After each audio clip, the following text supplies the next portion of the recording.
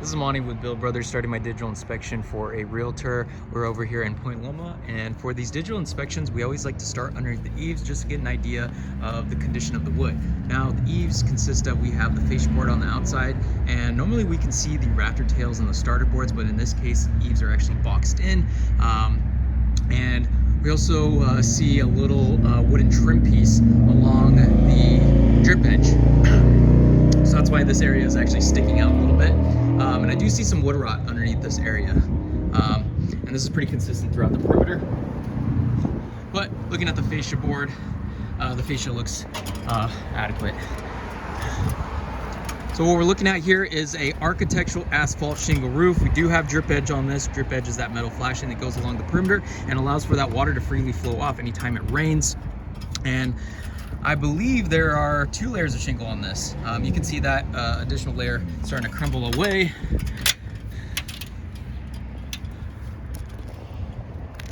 All right, a couple things going on this roof that I want to point out that can lead to failure points. So right off the bat, we do see quite a few exposed nail heads. All right. This is not good at all because, you know, any exposure like that is going to allow water to freely flow in anytime it rains. And these are compromised areas.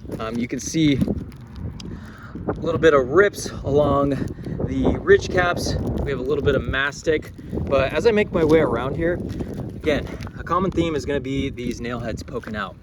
So I'll point them out as I see them. But there's quite a few. They're actually scattered all throughout this roof. And another thing I noticed is we can see a lot of patchwork on this roof.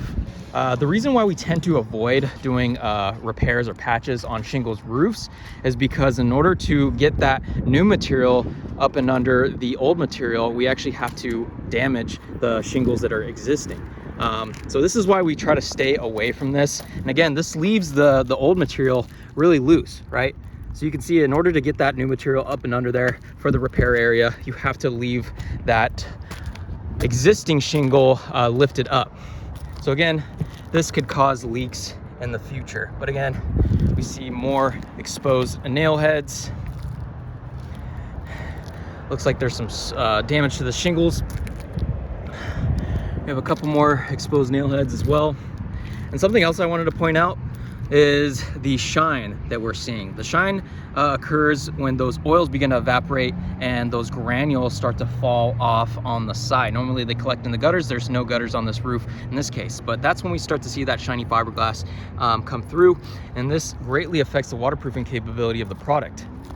Another thing I notice is, you know, along with the exposed nail heads on the shingles themselves, around the flashing on the penetrations, we do have exposed nail heads on this one as well. Oh, that's a B. But we have more exposed nail heads and some more patchwork as well.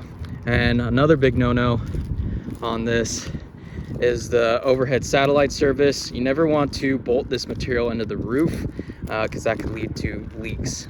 We always want to bolt this on the underside along the eave on that wood, because again, this is going to be compromised.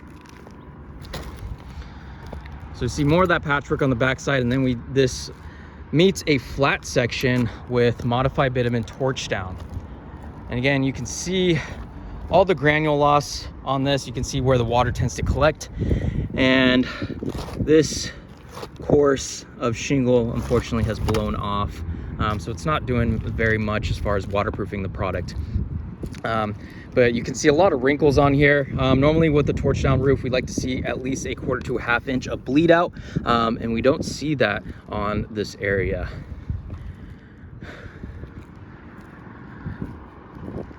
So it's definitely not laying flat. Again, similar to the theme, we see a lot of exposed nail heads. So it's very clear that this roof is compromised. It's prone to leaks, if not already, and we need to get this replaced with new. So what I'm going to recommend is a full tear off on this roof. We're going to tear this material down to the wood decking, address any rotten wood that needs to get replaced, and replace as necessary. That gets done on a discovery basis. We can't determine the amount of material that needs to get replaced until we actually tear this old material off. And then we want to update the underlayment, add new shingles over this, and then for this back area, we also want to put TPO. TPO is a synthetic material. It's used on a lot of commercial buildings. It is synthetic and it's awesome against keeping that water out long term. It stands up long term against the UV rays and prevents bacterial growth, so it's just an awesome product for flat sections.